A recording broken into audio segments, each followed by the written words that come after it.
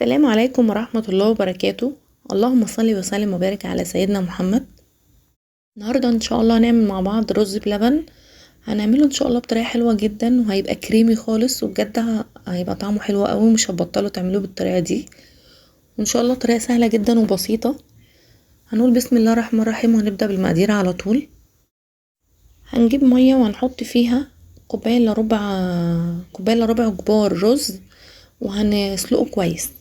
اهم حاجة دي اهم خطوة، ان احنا نسلق الرز كويس ويبقى مستوي خالص، عشان يطلع الرز باللبن بطريقة حلوة وكريمي كده. اول لما اتأكد ان الرز بتاعي على فكرة هو بيتضاعف حجمه، عشان كده انا ما بحبش احط رز كتير.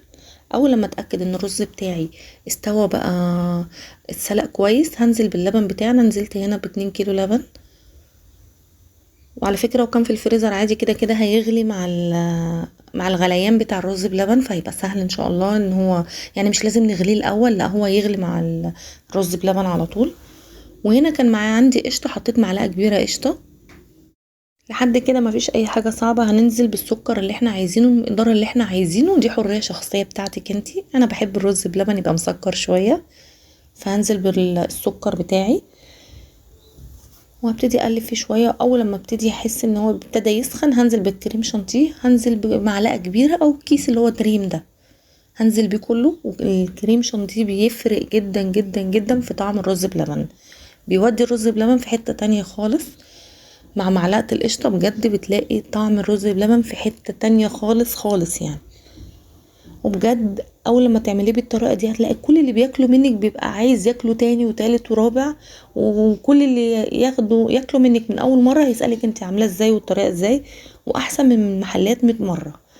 هنا معلقتين نشا كبار، وممكن نستغنى عن الخطوه دي، بس انا بحب احط له معلقتين نشا بميه كده، بدوبهم واحطهم مع الرز بلبن. او لما خلاص كل حاجه بتغلي ببتدي انزل بالنشا بقى بتاعتي عشان يتقل سنه كده. هو كده كده الرز فيه نشا، بس انا بحب احط معلقتين نشا كده معاهم، وهبتدي اقلب. اول لما احس خلاص ان هو تقل هطفي عليه، واحط معاه معلقه صغيره فانيليا او رشه فانيليا. ويفضل اللي هو البودره ده مش السايل، عشان ما يغيرش لونه بس. الخطوات اللي عملناها في الرز بلبن بتفرق جدا معاكي، جربوها بالطريقه دي والله بجد هتنجح معاكي من اول مره. بجد الرز بلبن هيبقى حلو جدا. هنا بص انا كنت بقى بغرف الرز بلبن. بصوا التقل بتاعه حلو ومتماسك.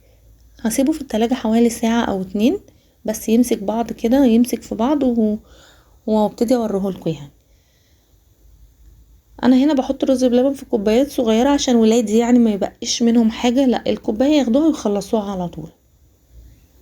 بصوا اهو، انا هنا بوريكوا يعني انا كنت عاملة كمية قد ايه من 2 كيلو لبن. اعذروني بس على صوتي شوية، انا تعبانة شوية يعني، ورجلي مكسورة واقعة على رجلي، وكنت عاملة حادثة بسيطة كده، فادعولي ربنا يشفيني ويكمل شفايا على خير. بصوا هنا كنت عاملة الكمية دي ما شاء الله كمية كويسة وحلوة. هسيبها ساعتين 3 كده وابتدي اطلعها من التلاجة اهي زي ما انتوا شايفين. معلش الفلاش بقى كان ضارب وانا ما كنتش عارفة ان الصورة كده يعني، بس هو كان متماسك ازاي، بجد كان طعمه حلو جدا.